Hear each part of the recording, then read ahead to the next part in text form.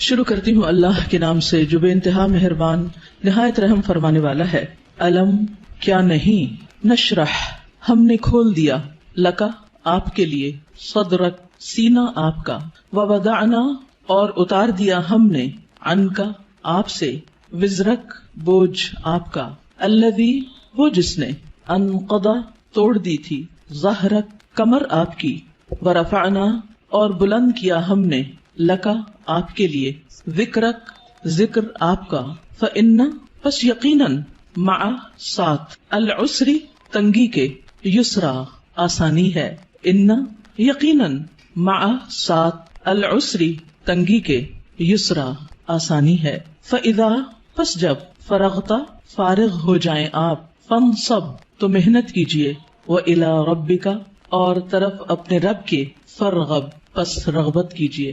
سورۃ الانشراح جس کا ایک نام سورۃ الشرح بھی ہے اور سورۃ الم نشرح بھی، یہ تین نام عام طور پر آپ کو مختلف مصاحف میں لکھے ہوئے ملیں گے۔ تینوں میں معنی ایک ہی ہے، مکی سورت ہے، پچھلی سورت کا تتمہ ہے یعنی کمپلیشن ہے۔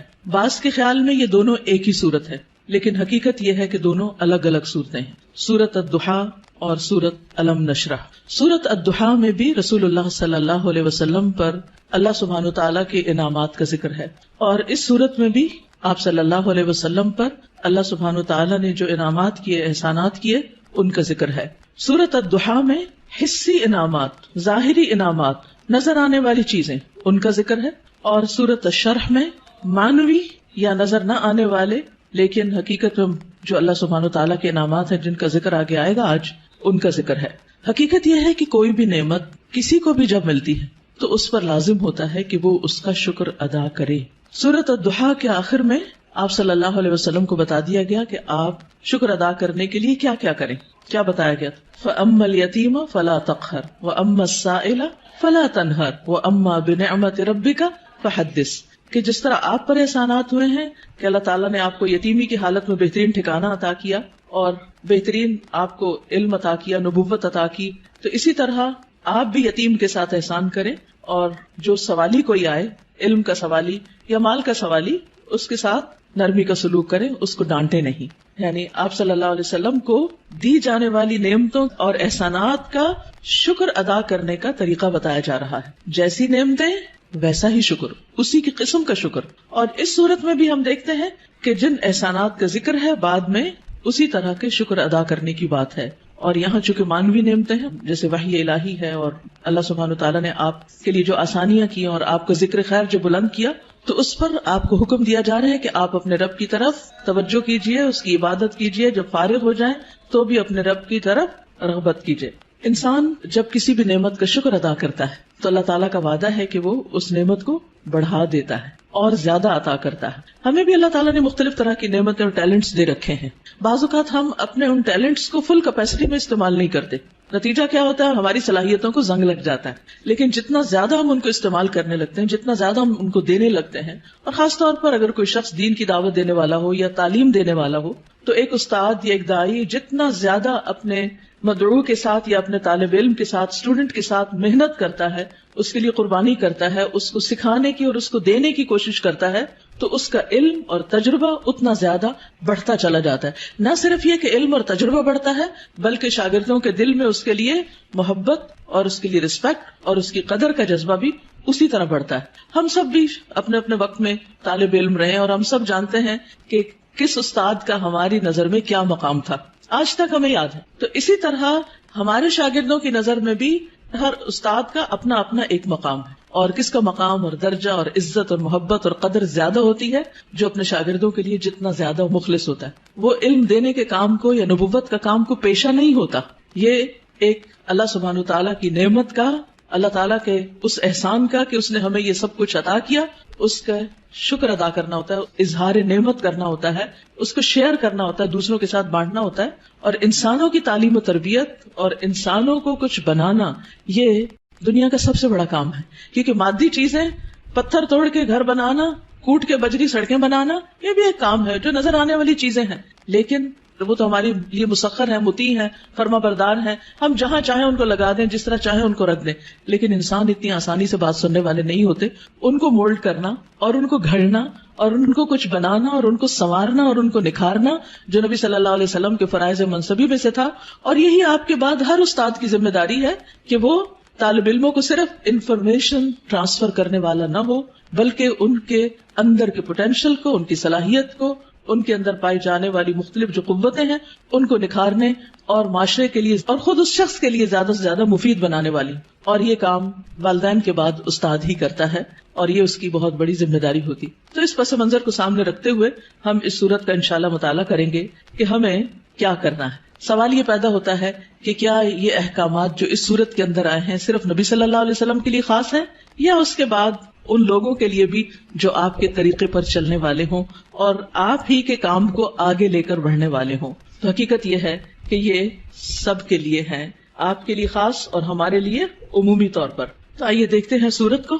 اللہ سبحانہ وتعالیٰ فرماتے ہیں الم نشرح لک صدرک. الم کیا نہیں سوالیہ انداز ہے اور یہ یقیناً کے معنوں میں ہے، قد کے معنوں میں. نشرح ہم نے کھول دیا. شرح کا لفظ ہوتا ہے کسی چیز کو چھوٹے چھوٹے ٹکڑے کر کے، جیسے گوشت ہے تو گوشت کے چھوٹے چھوٹے سلائسز کرنا، اس کو کاٹنا. تشریح سرجری کے لیے بھی آتا ہے. الم نشرح کیا ہم نے کھول نہیں دیا، لکا آپ کے لیے، آپ کی خاطر، کیا صدرک آپ کا سینہ، کیا ہم نے آپ کی خاطر، آپ کے لیے آپ کا سینہ کھول نہیں دیا، آپ کے دل کی تنگی کو دور نہیں کر دیا. اگر دیکھا جائے تو دنیا میں پائی جانے والی نعمتوں میں سے سب سے بڑی نعمت یہ ہے کہ انسان کو شرح صدر، سینے کی وسعت، دل کی وسعت، دل کا اطمینان نصیب ہو. ڈپریشن کیا ہے؟ دل کا گھٹنا، سینے کا تنگ ہونا، اندر کی تنگی، شح، بخل، انسان کے اندر کی ایسی کیفیات کہ نہ وہ اپنے سے راضی اور خوش اور نہ کسی اور سے. اللہ سبحانہ وتعالیٰ نے ہمارے دل کو ہر چیز سے مختلف بنایا ہے. باقی جتنی بھی چیزیں ہیں ان میں جب ہم کچھ ڈالتے ہیں تو وہ بھر جاتی ہیں، تنگ ہو جاتی ہیں. لیکن دل اگر نرم ہو تو اس میں جتنی بھی علم اور حکمت اور خیر کی چیزیں ڈالی جائیں وہ اتنا ہی زیادہ وسیع ہوتا چلا جاتا ہے، اتنا ہی زیادہ کھلتا چلا جاتا ہے، اتنا ہی اس میں انبساط آتا ہے، اتنی ہی زیادہ اس میں خوشی اور اطمینان آتا ہے. تو یہ ایک بہت بڑی نعمت ہے اور یہ مانوی نعمت ہوتی ہے، ٹینجیبل نہیں ہوتی کہ آپ چھو کے دیکھ سکیں کہ کیا ہے. پچھلی صورت میں ٹینجیبل نعمتیں تھیں لیکن یہاں مانوی نعمتوں کا ذکر ہے. الم نشرح لک صدرک کیا ہم نے آپ کے لیے آپ کا سینہ کھول نہیں دیا. جب سینہ کھلتا ہے تو مشکل سے مشکل، پیچیدہ سے پیچیدہ اور کمپلیکیٹڈ معاملات سمجھ میں آنے لگتے ہیں. انسان چیزوں کی تہ تک پہنچنے لگتا ہے، اس کو گہرائی نصیب ہوتی ہے، اس میں وزڈم آتی ہے، اس میں ڈیپتھ آتی ہے اور انسان دور تک سوچنے لگتا ہے. ابراہیم علیہ السلام کا ویژن آپ دیکھیں کہ انہوں نے نبی صلی اللہ علیہ وسلم کے بھیجے جانے کے لیے دعا کی تھی 2500 سال پہلے. وہ کیسے، ان کو یہ ضرورت کیوں محسوس ہو گئی اور انہوں نے اپنی دعا میں یہ دعا کیوں شامل کی کہ اللہ ان کے اندر سے ایک شخص ایسا اٹھانا جو ان کی تعلیم و تربیت کرے. ہم ایسی بات کیوں نہیں سوچتے، ہمیں ایسے خواب کیوں نہیں نظر آتے؟ اس لیے کہ ہم صرف اپنی ہی ذات کے گرد گھومتے ہیں. سیلفش، دل چھوٹا ہے، نظر کوتا ہے، تنگ ہے، شارٹ سائٹڈ ہے، دور کی چیزوں کو نہیں دیکھ پاتے، صرف قریب کے فائدوں کو دیکھتے ہیں. آج مجھے کیا مل رہا ہے ہم اس کو دیکھتے ہیں، کل میری کوششوں کا صلہ کیا نکلے گا، کیا ملے گا مجھے، اس کی طرف ہماری نگاہ نہیں جاتی. لہٰذا جو لوگ شارٹ ٹرم گولز کے لیے کام کرتے ہیں وہ کوئی بڑا کام کبھی بھی نہیں کر سکتے، اور جو لوگ دور تک سوچتے ہیں اور وہ وہی سوچتے ہیں جن کے اندر وسعت ہوتی، جن کا دل بڑا ہوتا ہے، جن کی نگاہ دور تک دیکھتی. تو الم نشرح لک صدرک کیا ہم نے آپ کے لیے آپ کا سینہ کھول نہیں دیا. آپ کے لیے اللہ سبحانہ و تعالیٰ نے خیر اور بھلائی کے رستے کھول نہیں دیے، کیونکہ جب تک دل کھلتا نہیں، یہاں صرف دل کی بھی بات نہیں کی گئی، پورے سینے کی گئی، چیسٹ، اور چیسٹ کے اندر دل، چیسٹ کی جگہ زیادہ ہوگی تو پھر باقی چیزوں کے اندر بھی وسعت آئے گی. تو نبی صلی اللہ علیہ وسلم کو اللہ سبحانہ وتعالیٰ نے یہ خاص صلاحیت دی تھی جس کی وجہ سے آپ نبوت کا کام لینے کے قابل ہوئے تھے. اسی لیے قرآن آپ کے قلب پر نازل ہوا تھا اور آپ نے اس کو محفوظ کیا تھا، اسی لیے پھر اس کو صحیح طور پر سمجھ کر آگے بیان کیا تھا، کیونکہ ان سب چیزوں کا تعلق شرح صدر کے ساتھ ہوتا ہے. یہی وجہ ہے کہ ہم دیکھتے ہیں کہ موسیٰ علیہ السلام جب اللہ سبحانہ وتعالیٰ نے ان سے بات کی، ہم کلام ہوئے اللہ تعالیٰ اور ان کو اپنے کام کے لیے چن لیا، وَاصْطَنَعْتُكَ لِنَفْسِي، اور اللہ تعالیٰ نے ان کو اپنی رسالات سے نوازا، تو انہوں نے سب سے پہلی دعا کیا مانگی؟ رب اشرح لی صدری ویسر لی امری واحلل عقدۃ من لسانی یفقہوا قولی، کہ اللہ میرا سینہ کھول دے، یہ ساری بات مجھے بھی سمجھ آئے اور دوسروں کو بھی سمجھ آئے، اور میرا کام آسان کر دے، اور میری زبان کی گرہ کھول دے تاکہ لوگ بات سمجھ سکیں، اور مجھے میرے گھر والوں میں سے ایک مددگار میرے بھائی ہارون کو عطا کر۔ تو بہرحال اللہ سبحانہ وتعالیٰ جس کے ساتھ بھلائی کا ارادہ کرتا ہے، من یرد اللہ بہ خیرا یفقہہ فی الدین، اور پھر افمن شرح اللہ صدرہ، کیا بھلا وہ جس کا سینہ اللہ نے کھول دیا، وہو علی نور من ربہ، اور وہ اپنے رب کی طرف سے ایک نور پر ہو۔ تو جس کا سینہ اللہ تعالیٰ کھول دے، اور خصوصاً جس کو اللہ ہدایت دینا چاہتا ہے، صحیح راستہ دکھانا چاہتا ہے، تو اس کے بارے میں کیا فرمایا؟ من یرد ان یہدیہ یشرح صدرہ للاسلام، جس کو اللہ ہدایت دینا چاہتا ہے اس کا سینہ اسلام کے لیے کھول دیتا ہے، اس کو وسعت عطا کر دیتا ہے، اس کے دل میں پھر اسلام کی محبت پیدا ہو جاتی، وہ اس کے لیے کچھ کرنا چاہتا ہے، اور ساری قربانیاں اس کے بعد ہی ہوتی ہیں جب انسان کا سینہ کھل جاتا ہے۔ اور پھر آپ دیکھیں کہ سینہ تنگ کب ہوتا ہے، دل تنگ کب ہوتا ہے؟ جب لوگ ہم پہ باتیں کرتے ہیں، جب لوگ ہمیں ہرٹ کرتے ہیں، تو پھر ان کی طرف سے ہمارا دل تنگ ہو جاتا ہے، پھر ہم معاف نہیں کر سکتے، پھر ہم اپنے دل میں حسد اور بغض اور ان چیزوں کو بھر لیتے ہیں، پھر ہم ان لوگوں کے ساتھ خیر اور بھلائی نہیں کر سکتے۔ لیکن آپ دیکھیے کہ پیغمبروں کو لوگوں نے کون سا لقب ہے جو نہیں دیا، ساحر، کاہن، مجنون، شاعر، نہ جانے کیا کچھ، لیکن کیا انہوں نے ان باتوں کو دل میں رکھا اور لوگوں سے انتقام لیے اور جوابی کاروائیاں کی، یا ان کو معاف کر کے پھر بھی ان کی ہدایت کی دعائیں کرتے رہے؟ جنہوں نے پتھر مارے طائف کے سفر پر، آپ نے ان کے لیے کیا کیا؟ ان کے لیے بھی دعائیں کی۔ ہر موقع پر نہ صرف یہ کہ نبی صلی اللہ علیہ وسلم نے، بلکہ باقی پیغمبروں میں، آج بھی جو شخص واقعی سچے دل سے اسلام کی خدمت کرنا چاہتا ہے، یعنی جس کے دل میں اسلام کی خدمت کا جذبہ ہے، اسے لازمی طور پر اپنے دل کی وسعت کے لیے دعا کرنی، اسے اپنے دل کو کھلا کرنا ہوگا، اسے لوگوں کو معاف کرنا ہوگا، اسے لوگوں کی غلطیوں سے درگزر کرنا ہوگا۔ اس کے علاوہ بعض لوگوں نے اس کا یہ معنی بھی بیان کیا ہے کہ نبی صلی اللہ علیہ وسلم کا شق صدر کیا گیا تھا، آپ کے سینے کو واقعی لٹرلی کھولا گیا تھا 2 مرتبہ، ایک دفعہ بچپن میں اور ایک دفعہ بڑے ہو کر معراج کے موقع پر۔ اور اس میں کیا ہوا تھا کہ آپ صلی اللہ علیہ وسلم کے پاس جبریل آئے، انہوں نے آپ کا سینہ کھولا، ساتھ ان کے سونے کا پیالہ تھا جس میں زمزم کا پانی تھا، آپ کا دل نکالا گیا اور پھر اسے زمزم کے پانی سے دھویا گیا اور واپس اس میں ایمان اور حکمت بھر کے اندر رکھ دیا گیا۔ تو لٹرلی بھی آپ کے سینے کو کھول کر آپ کو، یعنی کہ آپ کے دل کو صاف کر دیا گیا، اور اس میں کسی کے لیے کسی طرح کا بھی کوئی حسد، بغض اور کوئی بھی چیز باقی نہ رہی۔ اور آج اسی چیز کی ہم سب کو بھی ضرورت ہے کہ ہمارے دلوں میں کسی کے لیے کوئی نفرت اور کوئی بھی حسد اور بغض نہ ہو، لوگوں کو معاف کرنا جانے اور خوش رہیں، مطمئن رہیں۔ ایسے ہی دلوں کے اندر ایمان آتا ہے، ایمان بڑھتا ہے، ایمان کی زینت ہوتی ہے، اور پھر ایسے ہی لوگوں کو ہدایت ملتی ہے، حق کی معرفت ملتی ہے۔ تو الم نشرح لک صدرک، جب سینہ کھلتا ہے تو انسان تقدیر پر بھی راضی ہو جاتا ہے، انسان چھوٹی چھوٹی باتوں کو لے کے بیٹھ نہیں جاتا، انسان اپنے وقت کو ضائع نہیں کرتا، انسان تقدیر پر راضی ہو جاتا ہے، انسان کا پھر عبادت میں دل لگتا ہے، عبادت کی طرف لپکتا ہے، عبادت کی طرف دوڑتا ہے، نماز پھر قرۃ عین لگتی ہے، آنکھوں کی ٹھنڈک لگتی، نماز پھر بوجھ نہیں لگتی، اللہ تعالیٰ کے کسی بھی حکم کو اپنانا مشکل نہیں لگتا، اور یہ صرف اس وقت ہوتا ہے جب انسان کا سینہ کھل جاتا ہے۔ الم نشرح لک صدرک، اور پھر کوئی بات سمجھنے میں رکاوٹ نہیں آتی، انسان بنا کہے دوسروں کی باتیں سمجھنے لگتا ہے، اسے دوسروں کی ضروریات نظر آنے لگتی ہیں، وہ دوسروں کی کیئر کرنے لگتا ہے۔ دوسری نعمت جس کا ذکر کیا گیا، وَوَضَعْنَا عَنْكَ وِزْرَكَ، اور ہم نے اٹھا دیا آپ سے، ہٹا دیا آپ سے، وزرک آپ کا بوجھ۔ وضع عن کا مطلب ہوتا ہے کسی چیز کو اٹھا لینا، اور وزر کہتے ہیں بھاری بوجھ کو، اور وزر قرآن مجید میں گناہ کے معنی میں بھی آتا ہے، غم کے معنی میں بھی۔ اب یہاں نبی صلی اللہ علیہ وسلم سے ان کے بوجھ ہٹا دیے گئے، اور یہاں پر آپ دیکھیں سورۃ الضحیٰ میں جو انداز تھا وہ کیا تھا کہ الم یجد کا یتیمن، سیکنڈ پرسن، الم یجد کا یتیمن، کیا اس نے آپ کو یتیم نہ پایا، فآوا ووجدک ضالا فہدی ووجدک عائلا فاغنی۔ لیکن یہاں زیادہ پرسنل انداز ہے، ووضعنا عنک وزرک، ہم نے آپ کا بھاری بوجھ آپ سے ہٹا دیا۔ اس بوجھ سے مراد کیا ہے؟ اس کے کئی معنی لیے گئے۔ نمبر 1 یہ کہ آپ کے دل پر نبوت سے پہلے جو ایک خاص بوجھ تھا، آپ کے ذہن میں کچھ سوالات تھے جن کا آپ جواب چاہتے تھے، آپ زندگی میں کچھ کرنا چاہتے تھے۔ آپ صلی اللہ علیہ وسلم اسی لیے شہر کو چھوڑ کر پہاڑ پر چلے جاتے، ہرا میں چلے جاتے تھے۔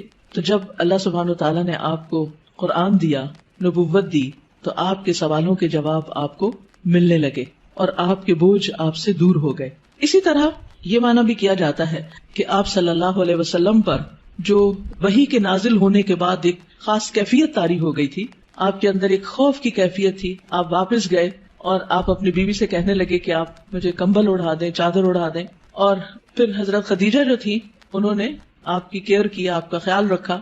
آپ کو اللہ تعالیٰ نے بہترین مددگار دیے. آپ کے پیغام پر سب سے پہلے حضرت خدیجہ ہی ایمان لے آئیں. پھر اسی طرح حضرت ابو بکر جو آپ کے دلی دوست تھے وہ آپ پر ایمان لے آئے. تو یہ جو وحی کی کیفیت تھی اور یہ جو فرشتے کو دیکھ کر آپ پر ایک خوف اور ایک بوجھ پڑ گیا اور آپ پر ایک پریشانی آ گئی، اور پھر کچھ عرصے کے لیے جیسے وحی کا سلسلہ منقطع بھی ہوا، اس میں بھی آپ پر پریشانی آئی، تو اللہ سبحانہ وتعالیٰ نے وہ سارے بوجھ آپ سے ہٹا دیے، وہ پریشانیاں آپ کی دور کر دی. اسی طرح یہ معنی بھی کیا جاتا ہے کہ نبوت سے پہلے کے 40 سال جو آپ کے اللہ تعالیٰ کی عبادت میں نہیں گزرے تھے، جس کا آپ کو ملال تھا، تو وہ کیفیت بھی آپ سے دور کر دی گئی. پھر اسی طرح یہ معنی بھی کیا گیا ہے کہ خلاف اولا جو کام آپ سے ہوئے، خلاف اولا کا مطلب یہ ہوتا ہے کہ پیغمبر کا درجہ اور مقام بہت بڑا ہوتا ہے. جیسے ایک مقولہ ہے نا کہ حسنات الابرار سیئات المقربین، جو نیک لوگوں کی نیکیاں ہوتی ہیں وہ مقربین کے غلطیاں شمار ہوتی ہیں. یعنی جو اللہ کے خاص اور مقرب بندے ہوتے ہیں ان کے لیے سٹینڈرڈ بہت ہائی ہے کہ ان کا اخلاق بھی عظیم ترین ہو اور ان سے چھوٹا سا بھی کوئی قصور کوتاہی کمی بیشی نہ ہو. لیکن نبی صلی اللہ علیہ وسلم انسان بھی تھے. جیسے عبس وتولی میں آیا کہ ایک شخص آپ کے پاس آیا کچھ پوچھنے کے لیے، آپ نے تھوڑی سی اس سے بے رخی برتی. تو یہ بے رخی کیا تھی؟ یہ اللہ سبحانہ تعالیٰ کی نگاہ میں ایک قصور تھا آپ کا. تو وزر کا معنی قصور بھی کیا گیا ہے. تو اللہ تعالیٰ نے وہ بھی آپ کا اگلے پچھلے سب قصور معاف کر دیے اور آپ کے بوجھ آپ سے ہٹا دیے. وَوَضَعْنَا عَنْكَ وِزْرَكَ الَّذِي أَنْقَضَ ظَهْرَكَ، وہ جس نے آپ کی کمر توڑ دی، یعنی آپ کو جس کا بہت زیادہ بوجھ محسوس ہوتا تھا. نقیض ہوتا ہے کسی چیز کو اس طرح توڑنا کہ اس میں سے کڑکڑانے کی آواز ہو، یعنی کڑکڑاہٹ. جیسے چارپائی کے اوپر اگر زیادہ لوگ بیٹھ جائیں تو کیا ہوتا ہے، یا کبھی کرسی کے اوپر کوئی بھاری شخص بیٹھ جائے تو اس کے اندر سے جو آواز نکلتی ہے نا تو وہ کیا کہلاتی ہے؟ نقیض کہلاتی ہے. تو انقضا ظہرک یعنی جس نے آپ کی پیٹھ کو بوجھل کر دیا تھا، آپ کے اوپر ایسی ذمہ داری آ پڑی تھی کہ آپ اس کی وجہ سے بہت دبے ہوئے یا آپ بہت اس کی وجہ سے بوجھل محسوس کر رہے تھے، تو اللہ سبحانہ تعالیٰ نے وہ بھی آپ سے دور کر دیا.